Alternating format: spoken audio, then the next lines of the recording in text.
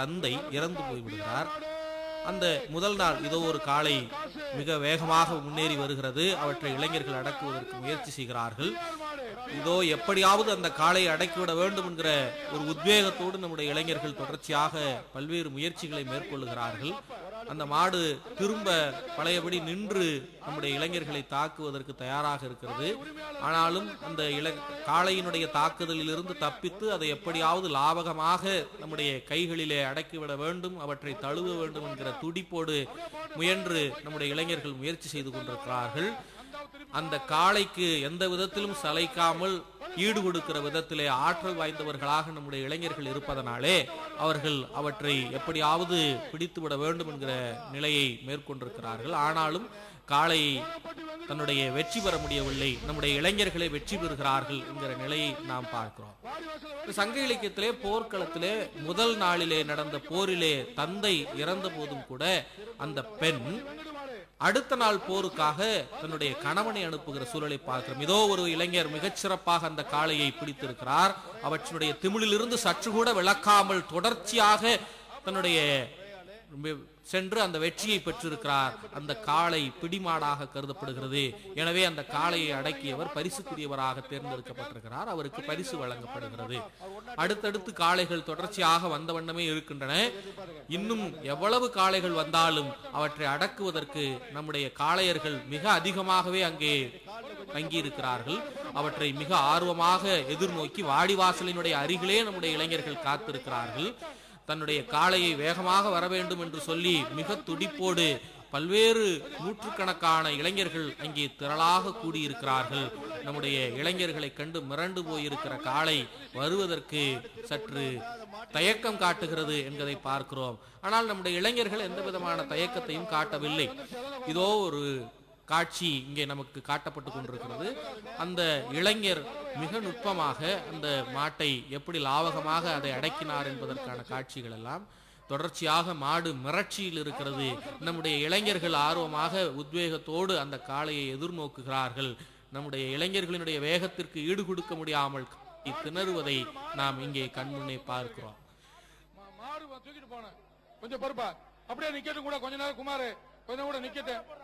இளைஞர்கள் அடக்குவதும் அடக்க முற்படுவதுமாக காட்சிகள் மாறிக்கொண்டே இருக்கின்றன. இப்ப ஐயா நீங்க இந்த வண்ண பொடிகள் தூவதை பற்றி சொன்னீங்க. அது ஒரு உளவியல் ரீதியான ஒரு உத்வேகத்தை காளை மாட்டு கொடுப்பதும் ஒரு மிரட்சியை இளைஞர்கள் மத்தியிலே விதைப்பதுமாகத்தான் அந்த செயல்பாடு நிகழ்த்துவதாக நீங்க சொன்னீங்க. அதே போல காளை மாடுகளுடைய கொம்புகளை சீவுவது, அவர் எலுமிச்சம்பழம் போன்றவற்றெல்லாம் கண்களை பிரிந்து விடுவதெல்லாம் நடப்பதாக சொல்கிறார்களே, அது ஏதாவது விபரீதங்களை உண்டாக்குகிறாரா? அது நடக்கிறது. அதாவது கூர்மையான கொம்பு வேண்டும் என்பதற்காக கொம்பை பட்டை தீட்டுவதும் கொம்புக்கு வார்னிஷ் போடுவதும் பளபளவென்று கொம்பை காட்டுவதன் மூலமாக வீரர்களுக்கு ஒரு மிரட்சியை ஏற்படுத்துவதற்காகவும் செய்வது உண்டு. கண்களிலே எலுமிச்சை பழத்தை புழிந்து விடுவதால் அதை புழிந்து விட்டவுடன் கண்களிலே ஒரு வேகம், ஒரு கோபம் அந்த மாட்டிற்கு ஏற்படும். ஏற்கனவே முல்லைக்கலை பற்றி பேசுங்க. அதுல இந்த ஏறு தழுவுதலுக்கு என்று விதிமுறைகள் இருப்பதாக சொன்னீங்க. ஆனால் அது என்னென்ன விதிமுறைகள் கொஞ்சம் விளக்கமாவே சொல்லுங்க. எப்படி ஏறு தழுவ வேண்டும் என்கின்ற குறிப்பு, யார் ஏறு தழுவ வேண்டும், ஏறு தழுவது எப்படி என்பது விளக்கமாக அந்த பாடலிலே சொல்லப்பட்டிருக்கிறது. திமிழை பிடித்து கொண்டு உடல் வலிமையை முழுவதும் காட்டி ஏறு தழுவுதல் வேண்டும். அது ஒரு பொதுப்படையாக இருந்தாலும் கூட மிக ஆழமான செய்திகள் முல்லைக்கழியிலே இருக்கிறது. முதலிலேயே இந்த மாட்டை எவ்வாறு அடக்குதல் வேண்டும் என்று திட்டமிட்டு கொண்டு இது பின்னோக்கி பிடிப்பதா முன்னோக்கி பிடிப்பதா தாடையை பிடிப்பதா என்று மிக நுட்பமாக இளைஞர்கள் மாட்டை கவனிக்க வேண்டும் என்றெல்லாம் முல்லைக்கழி சொல்லுகிறது. ஒரு இளைஞன் தன்னுடைய முழு ஆற்றலையும் எப்பொழுது காட்டுதல் வேண்டும், இது பிடிபடுமா பிடிபடாதா என்கிற உணர்வையும் இளைஞன் பெற வேண்டும் என்கிற நுட்பம் எல்லாம் முல்லைக்கிளி அழகாக சொல்லி இருக்கிறது. அதே சமயத்தில் காதலுக்கும் இந்த ஏறு தழுவுதலுக்கும் கூட தொடர்பு இருக்கிறது. கண்டிப்பாக வீரபாண்டிய கட்டபொம்மன் படத்திலே கூட ஜெமினி கணேசன் காளையை அடக்குவதற்காக வெள்ளையம்மா காளை என்று அங்கே வரும். இங்க திரைப்படங்களே நீங்க பார்க்கலாம். முரட்டு காளை என்று ஒரு திரைப்படமே இருக்கிறது. அதாவது ஒரு பெண்ணானவள் ஒரு காளையை வளர்ப்பதாகவும் அந்த காளையை யார் அடக்குகிறார்களோ அந்த வீரனுக்குத்தான் தன் மகளை மனம் முடித்து கொடுப்பார்கள் முல்லை நிலத்த ஆயர்கள் என்று சங்க இலக்கியத்திலே வருகிறது என்று தேவநேய பாவாணர் அவர்கள் சொல்லி இருக்கின்றார்கள். உழுதும் இறைத்தும் உதவுகிற அந்த காளை மாடு இன்றைக்கு ஜல்லிக்கட்டாகவும் பயன்படுகிறது. இது ஒரு வீர விளையாட்டு. இப்ப இந்த பரிசு கொடுக்கக்கூடிய காட்சிகள் எல்லாம் வந்து நம்ம பார்க்கிறோம். அதுல வந்து இப்ப கூட்டமாக இருக்கக்கூடிய பட்சத்துல வந்து யார் காளையை அடக்கினார்கள் என்பது கூட சில நேரங்களில் குழப்பமாக இருக்கலாம். ஆனால் வந்து அவர் கையை தூக்கி கொண்டு வருகிறார். இது போன்ற சமயங்கள்ல வந்து யார் அடக்கினார் என்பதை அறியக்கூடிய வாய்ப்பு யாருக்கு இருக்கிறது? அது சரியாக இருக்குமா? நல்ல கேள்வி. இதுல ஒரு நுட்பம் பார்த்தீர்கள் என்றால், நான் உண்மையிலேயே காளையை அடக்கினேன், என்னால் தான் அந்த காளை அடக்கப்பட்டது என்றால் தான் நான் அந்த பரிசை பெறுவேன். தமிழ் வீரத்திலே ஒரு அற்புதமான நுட்பம் பாருங்கள். நான் அடக்காமல் பரிசு. இந்த காட்சியை பாருங்களேன், அது வீரத்தோடு ஓடுகிறது காளை. ஆமா, நின்று கொண்டு சமாளிக்கிற காளைகள் தான் உண்மையிலே வீரம் மிகுந்த காளைகள். இது என்னுடைய பார்வை.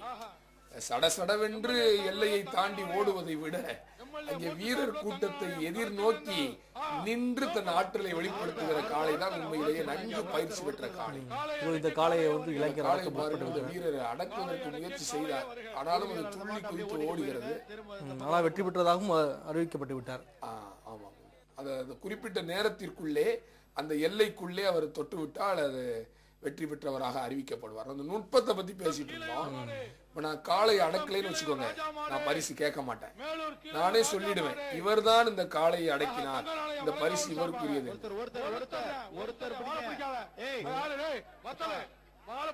இது வந்து மேலூர் மாடு என்று அறிவிக்கப்பட்டிருக்கிறது. மேலூர் மாடு பிரபலமான மாடு. இந்த மாட்டை அடக்குவதற்கு உண்மையிலேயே பெருமை மிக அதிகம்தான். அடக்க முடியாத காளை மேலூர் காளை என்று சொல்லுவார்கள். நான் மதுரை மாவட்டத்தை சார்ந்தவன், ஆகவே சில விவரங்கள் எனக்கு தெரியும்.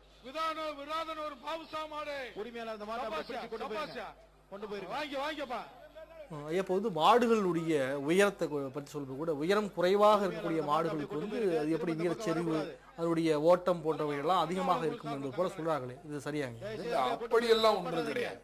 அந்த மாடு, அந்த வீரர், அந்த சூழல் என்பதுதான் வெற்றியை தீர்மானிக்கும். உயரம் என்பது அந்த வீரருடைய உயரம் என்று வேணால் வைத்துக் கொள்ளலாம். மாடு பாத்தீங்கன்னா நல்ல உயரமா இருந்தா கொஞ்சம் சிரமம்னு சொல்றாங்க. அடுத்த காளை தயாராக இருக்குதுக்கியா? காளை பாருங்க, அதுவும் இந்த வண்ணப்பொடி தூவிய காளையாகத்தான் இருக்கு. தங்க நாணயம் பரிசாக வழங்கப்படும் என்று அறிவிக்கப்படுகிறது. தங்க இன்னைக்கு விற்கிற விலையில உண்மையிலேயே வீரத்திற்கு கிடைக்கிற அற்புதமான பொன் பரிசு. தண்ணீர் வழங்கிய சுற்றுலாத்துறை நண்பர்களுக்கும் பல்வேறு குழுக்களை சேர்ந்த நண்பர்களுக்கும் நன்றி. வாடிவாசலை விட்டு வெளியேற மறுக்கிறது பாருங்க அந்த காளை. ஆனாலும் கூட அங்கே கம்பீரமாகத்தான் அந்த காளை நிற்கிறது. அச்ச உணர்வு எல்லாம் அந்த காளைக்கு இல்லை. அங்கே பாருங்கள், இந்த வீரர்கள் எப்படியும் அடக்கி விடுவார்கள் என்று கருதுகிறோம். இதுவும் பொடி தூவப்பட்ட வண்ண பொடி தூவி மிக அழகாக ஜோடிக்கப்பட்டிருக்கிற காளையாக அது இருக்கிறது. நல்ல உயரமான காளையை பார்த்தாலே ஒரு மிரட்சி வருகிறது பாருங்க. திமிழ் எல்லாம் பார்த்தோம் என்றால் மிக ஆச்சரியமா இருக்கிறது. கொம்பு சிறிதாக இருந்தாலும் கூர்மையான கொம்பாக இருக்கிறது பாருங்க. அதெல்லாம் வீரர்களுக்கு ஒரு மிரட்சியை உண்டாக்கத்தான் செய்யும். ஏன்னா குடல் எல்லாம் வெளியில வந்துடும் போல இருக்கு குத்துல. இவ்வளவு ஒரு கூர்மையான கொம்புகள் பெற்றா சொல்றீங்க. இந்த கொம்புகளை பார்த்த பிறகும் கூட அச்சப்படாமல் இந்த இளைஞர் கூட்டம் இருக்கிறது பாத்தீங்களா? ஆமா ஆமா. இல்ல அவர்களுக்கான அந்த உணர்வு வந்து எப்படி, அதாவது நான் வந்து நீங்க ஆரம்பத்தே சொன்னீங்க, குடலை எல்லாம் கிழித்து விடக்கூடிய அந்த அபாயம் கூட இப்ப சொல்றீங்க. எது போன்ற உணர்வோடு அந்த வீரர்கள் எல்லாம் அவங்க இருக்கிறார்கள்? போர்க்களத்திற்கு வந்த பிறகு கொம்பை பற்றி யோசித்தால் முடியுமா?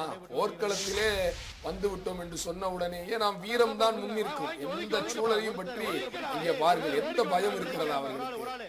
காளை அடக்கி தீர வேண்டும் என்கிற எண்ணம் தான் முன்னோக்கி இருக்கிறதே தவிர, அதுதான் ஒரு சுத்த வீரனுக்கு, சரியான ஒரு வீரனுக்கும் வீரத்துக்கும் எடுத்துக்காட்டாக இதை நான் பார்க்கிறேன். வீரர்கள் கூட்டம் குறையவே இல்லை பாருங்கள். கண்ணுக்கு எதிரே காயம் பட்டிருக்கிற வீரரை பார்த்த பிறகும் அங்கே கூட்டத்திலே குறைபடாத ஒரு கூட்டத்தை நாம் பார்க்கிறோம். இது காலம் காலமாக தமிழனுக்கு இருக்கிற வீரத்தின் அடையாளம். அங்கே பாருங்கள், ஒரு காளை அந்த வாடி வாசலுக்குள் நுழையுமா என்று கூட சந்தேகப்படுகிற அளவுக்கு வலிமை படைத்த காளை, அதை கூட பிடிக்கிறார்கள் பாருங்கள். எனவே அந்த போர்க்களத்திலே தன்னுடைய தந்தையை இழந்த போதும் அடுத்த நாள் போர்க்களத்திலே கணவனை அனுப்புகிறாள். கணவனை இழந்த போதும் கூட அடுத்த நாள் போர்க்களத்தில் தன்னுடைய மகனை அனுப்புகிற வீர பாரம்பரியத்தை பறைசாற்றுகிற விதமாக அன்றைக்கு வீர பெண்களாக நம்முடைய மகளிர் வீரக்குடி மகளிராக இருந்தனர். எனவே அந்த அடிப்படையில் நம்முடைய வீரர்களும் வீரக்குடி மகளிருக்கு பிறந்த மிகப்பெரிய ஆற்றல் வாய்ந்த இளைஞர்களாக இருக்கிறார்கள். காளைகள் தொடர்ச்சியாக ஓடிக்கொண்டிருக்கின்றன. நம்முடைய இளைஞர்கள் அவற்றை தன்னால் முடிந்தவரை மிக அதிகமான காளைகளை அடக்கி இருக்கிறார்கள். சில காளைகள் அந்த காளையர்களுடைய கைகளுக்கு அகப்படாமல் சென்று கொண்டிருக்கிறது என்பதை பார்க்கிறோம். இன்னும் பல்வேறு விதமான வீரம் செறிந்த வரலாற்று தகவல்கள், அரிய வீர செய்திகள் நம்முடைய இலக்கியங்களில் பதிவு செய்யப்பட்டிருக்கின்றன. இதோ வாடி வாசலிலே அடுத்த காளை தயாராக இருக்கிறது. பார்ப்பதற்கே மிக பிரமிப்பாக இருக்கிறது அந்த காளை. அந்த காளையை எதிர்நோக்கி நம்முடைய இளைஞர்கள் காத்திருக்கிறார்கள். இதோ வேகமாக அவற்றை பிடிப்பதற்கு முயற்சி செய்கிறார்கள். ஆனாலும் இளைஞர்களுடைய கைகளில் இருந்து நழுவி அந்த காளை வேகமாக ஓடிக்கொண்டிருக்கிறது. அடுத்த காளையை எதிர்நோக்கி நம்முடைய இளைஞர்கள் காத்திருக்கிறார்கள். புறநானூற்றிலே போர்க்களத்திற்கு சென்றிருக்கிற தாய் அங்கே முதலாக அவள் பார்க்கிற செய்தி, போர்க்களம் முடிந்த அடுத்த நாள் அல்லது அன்று இரவு அல்லது மாலை அந்த போர்க்களத்துக்கு சென்றிருக்கிற தாய் அந்த போர்க்களத்திலே புண்பட்டிருக்கிற வீரனை பார்த்தபோது தன் மகனை தேடி கண்டுபிடிப்பாள்.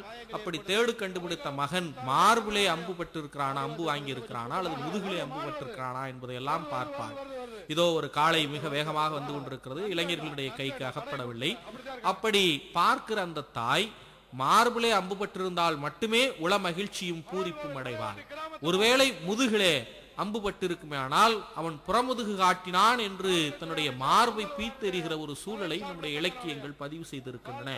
எனவே ஒரு வீரம் செறிந்த சமூகமாக அன்றையிலிருந்து ஒரு தொல்குடி சமூகத்திலே வீரம் என்பது நம்முடைய ஒரு வீரர் காயம்பட்டு அவரை மருத்துவமனைக்கு மருத்துவ வசதிக்காக அவரை அழைத்துச் செல்கிறார்கள். இது போன்ற காயங்களை எல்லாம் நம்முடைய வீரர்கள் சற்றும் பொருட்படுத்துவதில்லை. எவ்வளவுதான் எங்களை காயம் ஏற்பட்டாலும் கூட நாங்கள் எங்களுடைய வீரத்தை பறைசாற்றுவதற்காக எவற்றிற்கும் தயாராக இருக்கிறோம். ஏதோ ஒரு வீரர் அற்புதமாக அந்த காளையை அடக்கி இருக்கிறார். அது எவ்வளவு நேர்த்தியாக முயற்சி செய்தும் அந்த காளையால் ஒன்றும் செய்ய முடியவில்லை. அந்த காளையை நம்முடைய இளைஞர் அடக்கி இருக்கிறார்.